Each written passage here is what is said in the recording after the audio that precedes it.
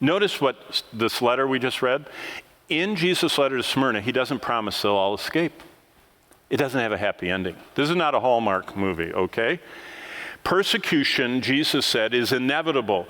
Yes, all who desire to live godly will end up being like what Domitian did. They're dipped in tar. It's going to light down here, and the petroleum will flame up, and they're crucified. In the largest place where Christians were killed, it's called the Circus Maximus.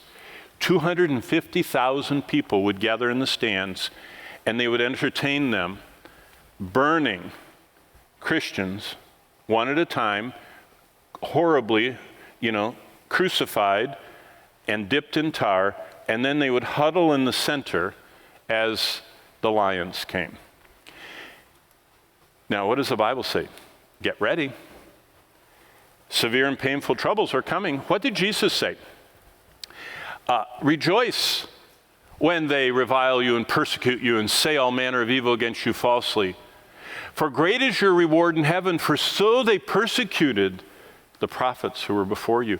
Jesus in his Beatitude says, those who follow me should always be ready for severe and painful troubles.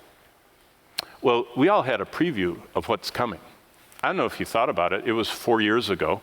Do you remember what happened 4 years ago? Here, I'll show you what happened 4 years ago. See all those masks? Apple, the first trillion-dollar company in history. Google, the largest repository of all information ever assembled in any company, brought the COVID-19 contact tracing to 3 billion people, and they didn't even ask for it.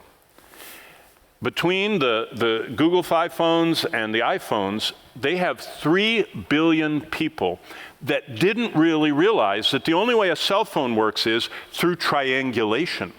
Now there's a camera there, and there's a camera there, and I'm standing here.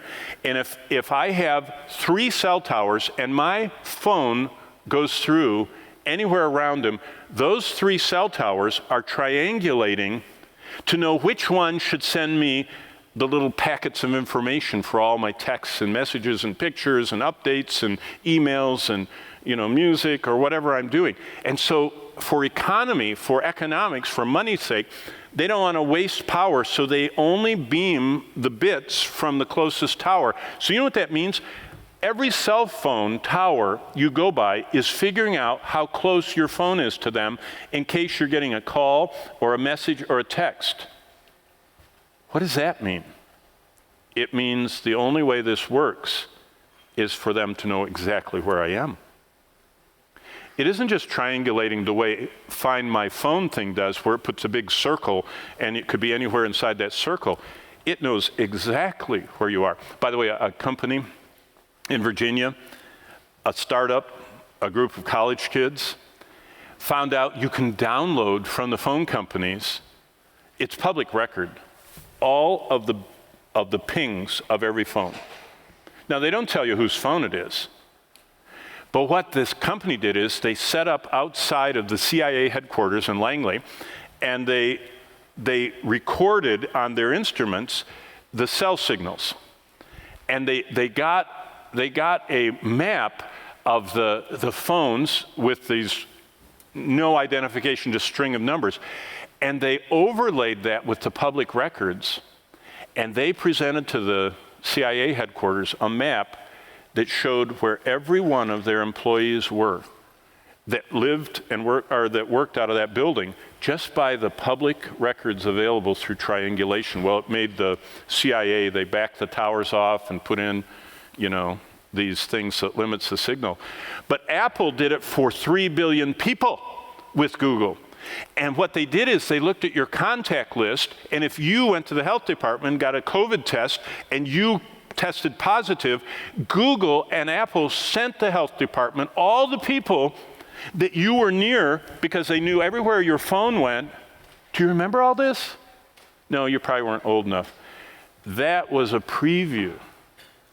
As soon as the government identifies us as dangerous, evangelicals, Christians, missionaries, Bible believers, whatever you want to call us, they can trace all your friends, where you go, what you do. Bonnie and I, one of our ongoing ministries, we worked with a church planting place in China, and we met with underground church pastors. You ought to go to China and meet with the underground church pastors. They would not stand still in Beijing or Shanghai. They would go like this. They'd say, walk with me. And they'd say, okay, come over here. They knew everywhere you could stand where a camera couldn't see you. Kind of Jason Bourne kind of stuff, you know.